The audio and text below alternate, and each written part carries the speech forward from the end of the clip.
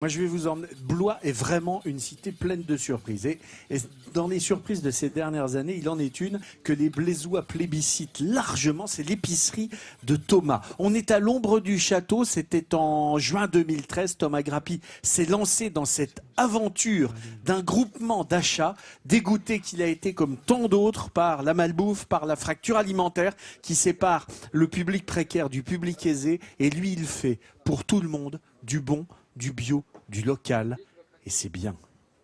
Le pané, c'est cuit comme la carotte, comme le navet, donc à la vapeur pour manger tout seul, et autrement il se fait sauter, rissoler, enfin comme une carotte.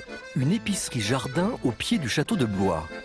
Un endroit insolite pour acheter de bons produits locaux.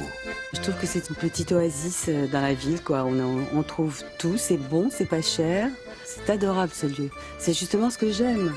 Pour Thomas, épicier, mais historien de formation, l'idée était de conjuguer ces deux passions et de faire revivre de manière originale ce lieu historique de la ville. On est au pied de la forteresse, on est juste à côté de la porte ancienne du château, la porte médiévale, et sur un plan 17e, a priori, ce bâtiment est un corps de garde. Je me suis dit, c'est quand même dommage de laisser ce petit jardin secret. Quel meilleur cadre pour créer une épicerie qu'un jardin en plein centre-ville, quoi. Régulièrement, Thomas part livrer des clients en fruits et légumes au cœur du centre historique de Blois. Une manière de pénétrer dans des lieux exceptionnels, comme chez cet écrivain qui vit dans un hôtel particulier du XVIIIe siècle, l'hôtel de Rochefort. Bonjour Olivier. Salut Thomas, comment ça va? Ça va et toi? Super. Je t'ai amené vraiment, merci. Commande. Magnifique, mais ça c'est des pommes de qualité. Hein. Vraiment, on trouve que chez toi ces pommes-là. Merci. Olivier est l'heureux propriétaire de cette demeure à la décoration raffinée. L'occasion pour notre épicier de découvrir ce petit bijou de Blois, dont l'intérieur est intégralement orné d'objets et mobiliers du XVIIIe. Je trouve ça intéressant. Et puis là, nous rentrons dans ce qui était autrefois la chambre des propriétaires et qui aujourd'hui est un petit salon. Un émerveillement pour notre épicier qui découvre les lieux. Habiter dans un lieu comme celui-ci, c'est sûr que pour le coup, la livraison n'est pas une corvée. Passionné d'histoire, en repartant, Thomas prend toujours le temps de flâner dans les rues de Blois, à la découverte de l'architecture ancienne de sa ville. On a vraiment l'impression de se retrouver au Moyen-Âge ou à la Renaissance. Et c'est vraiment un endroit un peu hors du temps et vraiment merveilleux. Un épicier féru d'histoire qui lie son métier à son amour pour Blois au quotidien. Moi, je trouve ça magnifique. Et Jean-Pierre, Thomas Grappi, il est juste derrière vous et il a un très joli cadeau pour vous, panier, hein. avec ce panier. Wow. Jean-Pierre, t'es pas venu pour rien, hein.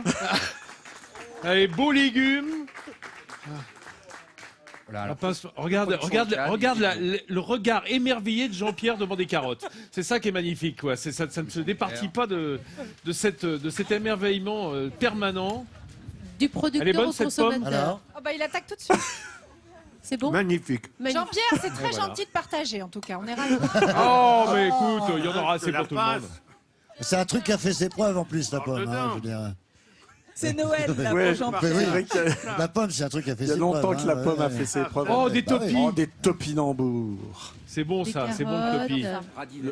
Oh, Qu'est-ce que c'est, ça? Tiens, Denis, donne le micro à Thomas. Alors ça, c'est des radis daikon, des radis asiatiques. Donc Ouais. c'est blanc à l'extérieur, vert à l'intérieur.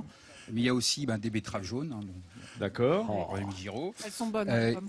des radis qui sont rouges à l'extérieur et blancs à l'intérieur. C'est des choses qui sont très très belles et qui commencent à devenir un peu connues. Ah oui, oui, oui, Production bio. c'est magnifique Voilà. ça. Bonnes, hein. Et puis un petit potimarron, Un petit potimarron, choux, chou vert. des légumes racines. Ah, vous êtes gâtés, voilà, hein, des Jean-Pierre. panais, C'est beau. des topinambours. Mais alors elle a Des pris ma betteraves. pomme et puis Ah oui. maintenant je... Dis donc. Ah mais il y a une poire Oh. Il y a une poire. Elle a pris la pomme Voilà. de Jean-Pierre. Qui veut la Et- Oh. Ah Et oui. tout ça, Thomas, vient. C'est Production exactement- c'est locale, une voilà. Production locale. hein. Voilà, Alexandre de la Crompe qui est maraîcher à Saint-Lubin, bio.